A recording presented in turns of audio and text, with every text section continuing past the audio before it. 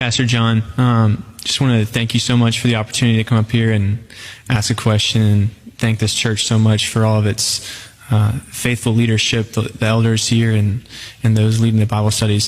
Thank you. What's your name? Sorry? Your name? Joseph. Hi, Joseph. Yeah. I had a particular question, just a general one about prayer. Let's say you allot about 30 minutes in the morning to pray, and you're faithful to the prayer time, and you enjoy it, and you enjoy communion and worship to the Lord, and asking for requests for particular people, and you're on a consistent basis of doing so. But there are times where you wake in the morning and you just don't want to pray, even though you know it's a commandment and that we should, and it's so helpful for people. Do we force ourselves to pray when we don't want to? Or do we just refrain from it? Well, yeah. Look, Paul says in Romans, I don't do what I want to do, and I do what I don't want to do. So he admits that his want is involved.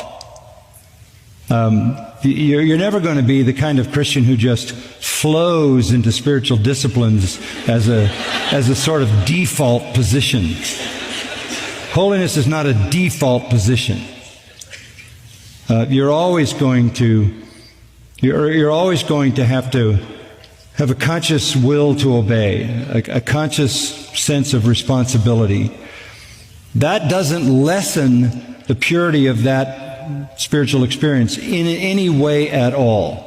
The fact that it's a discipline, the fact that you have to do it even when you don't want to do it, the fact that you don't want to do it and don't do it is a lot worse than you don't want to do it, but you do it. So that's just part of Christian life and discipline. It's always going to be an uphill struggle, particularly in prayer, because prayer is such an intimate reality. And of course you can pray anytime and all the time, as I know Christians do. But yes, that is a discipline that requires you to commit to doing it. To give you a parallel, in all honesty, I don't want to come here every Sunday and preach.